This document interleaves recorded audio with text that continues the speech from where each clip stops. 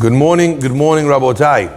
Breakfast in the class is dedicated today in loving memory of Marilyn Falak, Aleh Shalom, Lilu Nishmat Mazal Bat Rachel, sponsored by her husband, Jack Cookie Falak. Please make the be'achot, and the words of Torah that we learned today should be Lilu Nishmata.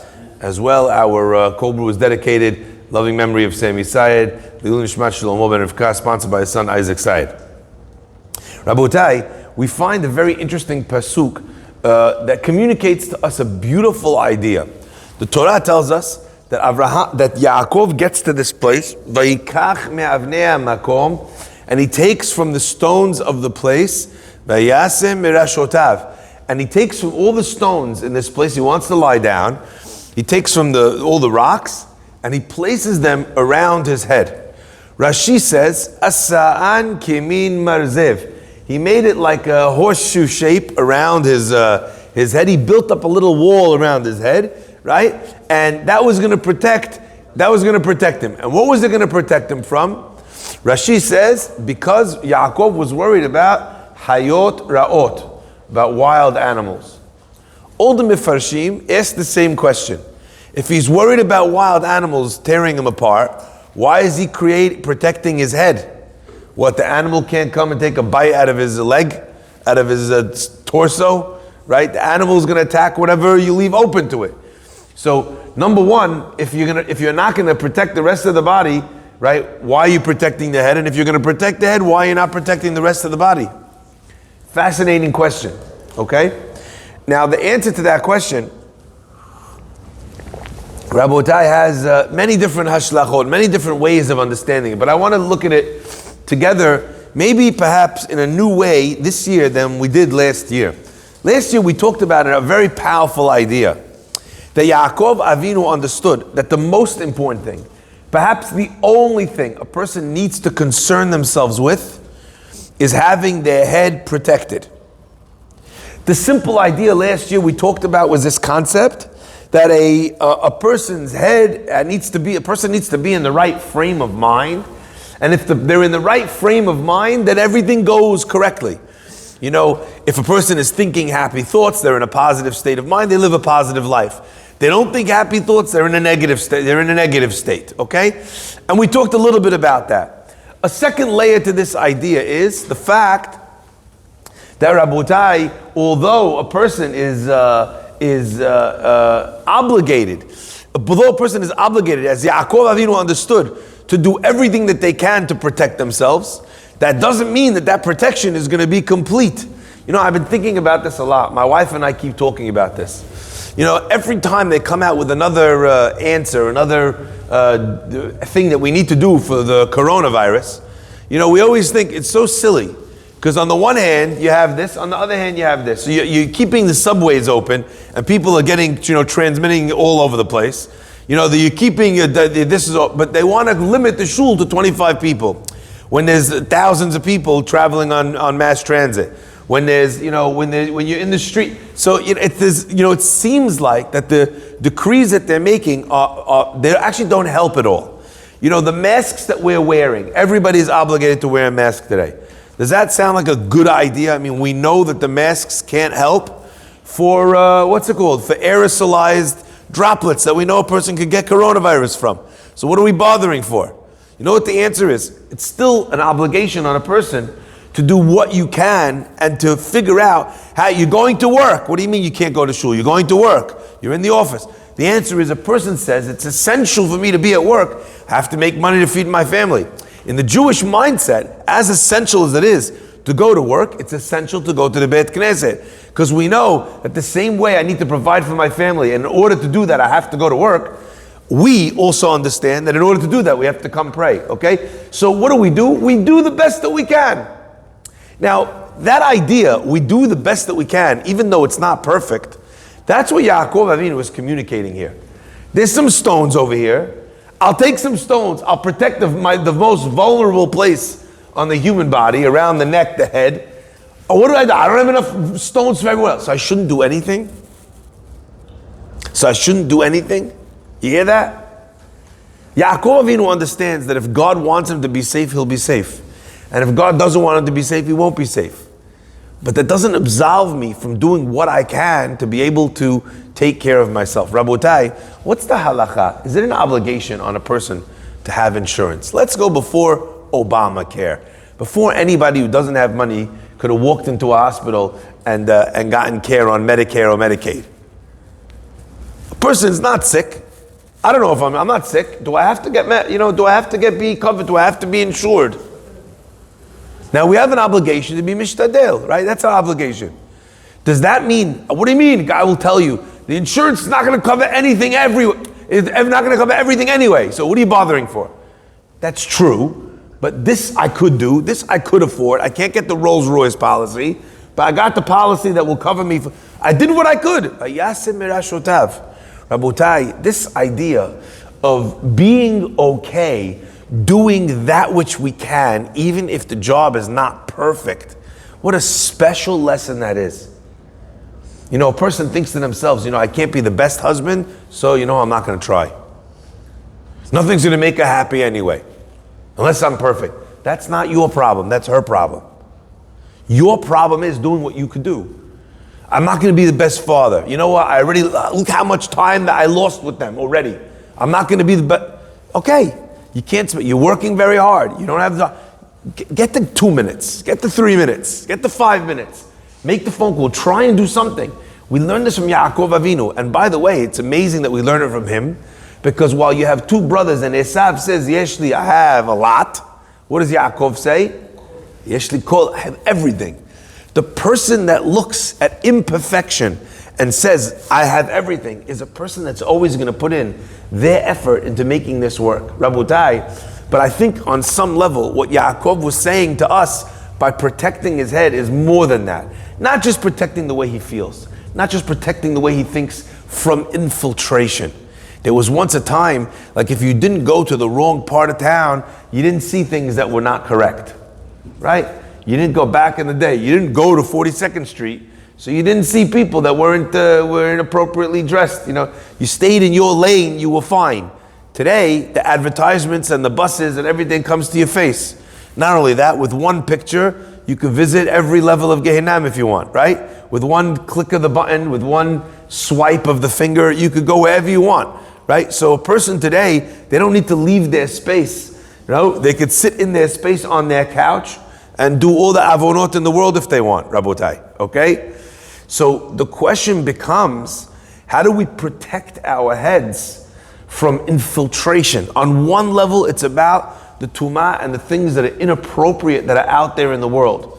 But on another level, Rabotai, even if we're not talking about the keeping of the eyes clean, which is a big nisayon in our generation, even if we're not talking about things that are inappropriate on that level, Rabotai, there's so many things that if we're not careful, we wind up doing or thinking because we didn't notice that they lived in our head rent-free. Rabotai, I want to express what this means because I think that this is a very powerful idea. Most of us think that the things that we think are our own thoughts. But I read a great line once in a alon called Apiryon Shlomo. He wrote something so special. He wrote, tell me what you think about any given subject, and I'll tell you which newspaper you read it in. One more time, just going to go over the line one more time. Tell me what you think about any given subject, and I'll tell you which newspaper you read it in. People like to believe that the ideas that they have are their own. They like to believe that their opinions about the president, about Joe Biden, about Republicans, about Democrats, about council, about the city council. We like to believe that actually but really what it is more than anything else is we are subscribing, and again I use that word here, fully aware of the dual nature of it. You're subscribing to a certain mentality and you take and buy and consume that media all the time where they're hammering that person, okay? Let's say it's de Blasio. Okay, none of us have any great love or affection or affinity for the man, but at the same time, if he did anything right and you were reading your newspapers, do you think you'd read about it? Do you think they'd point that out? If Trump does something right do you think for 1 second that they're going to print that in any left-leaning newspaper or television station? They don't talk about it. And if they do, they'll talk about the one element of it that it was negative. But by the way, the same thing is true about the opposite side of the coin. You know, if Biden did anything right and all you were reading was the Post, you know, Sleepy Joe couldn't do anything right? That's how it would be presented. You know, oh, look at what he did while he was asleep. You know what I mean? That's how they would report it, okay? So this concept that a person needs to protect their head is incredibly important. Let me explain why. Yaakov knows that he's on the way to visit the city. He's going to spend time with whom? With Lavan. What's Lavan's superpower? He's not a mighty warrior like Esav. The danger from Lavan is not that Lavan's going to stab him and kill him in the middle of the night. What's the danger? Lavan is someone who is full of Lavan ha'arami, right? The words ha'arami is the same letters as the word Ramai. Fascinating, okay? Arami oved avi, Ramai oved avi. The element of destruction that gets visited on Yaakov Avinu is from the fact that he spends time with someone who's a conniving, a liar, a dishonest person. Okay, that's a danger to Yaakov Avinu. More than Esav is a danger. Right? We don't read about Esav being Oved Avi. We read about Lavan being Oved Avi. Why? Rabotai, there's something so powerful here. We know as a Jewish people, there's no one that could wipe the Jewish people off the face of the earth. No one. We're given a haftacha, a promise from God that we are indestructible. So who's the only people that could destroy the Jewish people? The Jewish people. That means that if we allow other people to let us stop being Jews, then we destroy ourselves. Yaakov's on his way to Lavan and he knows that the most important thing for him to protect is his head. So he builds this little wall around, and as it says, he was worried about chayot ra'ot. Which chayot? That chayara, that wild animal, this person that to him, emet, truth is optional. Okay? That's what he's worried about. Rabotai, I want to just share what this means in a practical terminology. And please, I hope this resonates with you as much as it resonated with me, okay? They say the story about Rabbi Chaim Soloveitchik. Rabbi Chaim, he became the rabbi in a certain city. And his wife saw that he put and installed 7 locks on the front door. At night, he's sitting there locking chains and locking and keys and this and that. She says to her husband, she says, I didn't know that the city that we're in now is so unsafe. You know, if it's so unsafe, why are we here? Now, I remember I was once offered a job in Johannesburg in South Africa.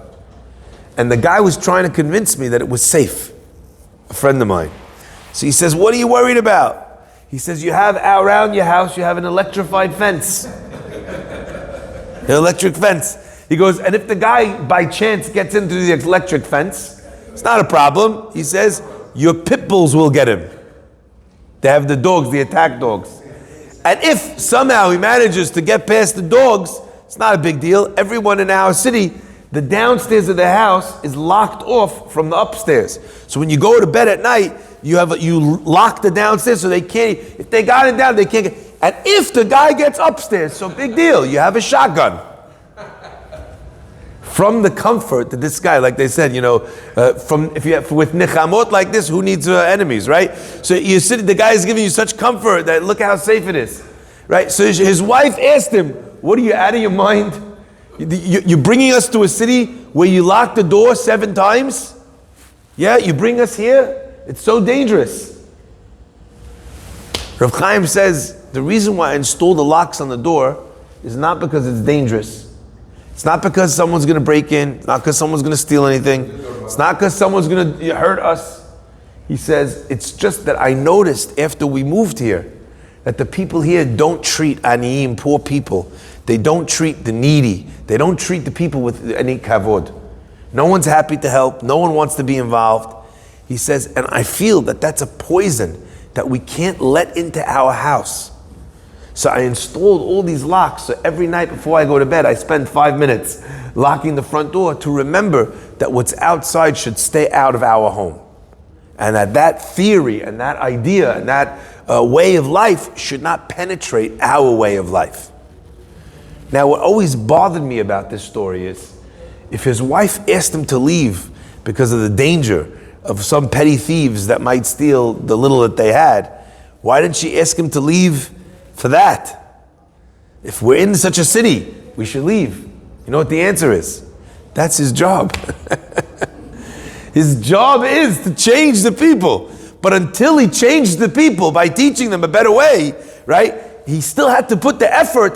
Vayetze merashotav. He had to put that in his mind. Rabotai, sometimes a person has to do business with someone that they don't want to be doing business with. Sometimes you have to go into a situation where you know you're going to get angry. Before you do so, Vayetze merashotav. Take some stones, me'avnei hamakom, and put them around your head. What does it mean, me'avnei hamakom? From the stones of the place. This always bothered me, Rabotai. The Torah is telling you that he took the stones. Where else did he take the stones from? He's lying down on the ground. What, he took the stones from Gibraltar? Like, you know what I mean? You know, obviously, wherever he's there, where is he going to take the stones from? The idea that I learned from it was very, very subtle, but very, very powerful. He understood that there's stones in this place. And again, I want to explain what I mean by that. You know, the Pasuk is telling us over here that he's protecting himself me'avnei hamakom. Rav Dessler asks a piercing question. We know in Judaism, in Jewish theology, we believe that there's a hierarchy in the world of things. Okay? First you have domem, something which is an inanimate object. What do you have after that? Something which has life, tzomeach, plant. But it has no soul. Okay? It's not, can't move, it can't, right? What do you have above tzomeach? Chai, something which is alive. And what do you have above alive, all living animals? Midaber, somebody that speaks. Okay? A human being. According to the Kuzari as well, there's another level, Israel, where a person who chooses to monitor his speech effectively. Okay? However, ask Rav Dessler, I don't understand. Our rabbis teach us that when he put me'avnei hamakom, from the stones of the place around his head, and then it says vayikach ha'ev, and he took the stone. So first it was the stones, plural, then it was the stone. And the Rashi quotes the Gemara that the stones were fighting amongst themselves. Alai yaniach sadik et rosho. On me the sadik should put his head. On me the sadik should put his head. Until HaKadosh Baruch Hu saw that their ratzon was to service Kedusha. What did God do? He made them into one rock, so everyone had the zechut of having the tzaddik's head resting upon them. Asks Rav Dessler, if the domem, if the inanimate objects were fighting to serve Yaakov Avinu, 2 stages above that are haya, as something are animals. Why was he worried that the chaya ra'ah was going to rip him apart, right? If he wasn't worried about if the domem is fighting to serve him. They're 2 levels above that of domem. What a fascinating question. Never thought of this question before I saw it from Rav Dessler. And Rav Dessler said something unbelievable. He says, you know what the answer is? He says, like we say in halakha, puk chazi ma'am advar. Go look. A lot of times you have, in the Bet Knesset, you have a rabbi. And the people who are simple, the people who don't know anything, right? The people whose head is like a rock, okay? They have all the kavod for the rabbi. Wow, kvod harav, kissing his hand, doing everything, proper kavod. Then you have people, shomrei Torah mitzvot, they keep Torah, they pray, they know, they went to yeshiva, and those people are the ones that aren't showing the proper respect to the Rav. How could it be? He answers the same idea. You have a domem, someone that never learned, maybe, and then you have a chaya, someone which is alive. What's the difference? The difference is that the domem, that person who doesn't know, they know that they don't know, and they know that the rabbi knows, so they have kavod for what the rabbi knows. What makes this guy who spent 5 minutes in yeshiva think that he could say and talk bad about the rabbi and argue? What makes him think? It's the thought that I actually know as much as him, or probably more. So which thought? It's the Torah that he has in him actually. It's the advantage. It's the level that he has up that makes him think that he's allowed to disrespect the posek or the rabbi or whatever. What does he know? It's fascinating. This idea is illustrated as well in the domem and the chai. The fact that the chai has some sort of level. He thinks, look beneath me, there's the tzomeach, beneath me is the domem, I'm a somebody. It's only the chai that could attack the Sadiq Yesod Olam of Yaakov Avinu. Rabotai, the thoughts that we have, they are absolutely our sails. They take us everywhere we need to go in our life. Make sure that you're protecting your thought process. That the thoughts that are in your head are your own thoughts. As the generation becomes more and more lax, and we allow this and we allow that, and everyone can marry whoever they want, and they can do whatever they want, and everyone is considered, you're allowed to identify however you like. If you want to be a chair, I have to call you a chair. That's the generation we're in. And as time goes on, and you hear these ideas repeated again and again and again and again and again, eventually, what happens is they worm their way into a person's brain, and then the person thinks, yeah, I agree. Meanwhile, you don't agree, your brain got tired of fighting. When someone tells you you're worthless again and again and again and again, eventually, what does your brain tell you? You're worthless. Vayetze mirashotav. You have to take avnei hamakom. You're in a place. What are the avan? Avan is something which is very tough, which is very hard.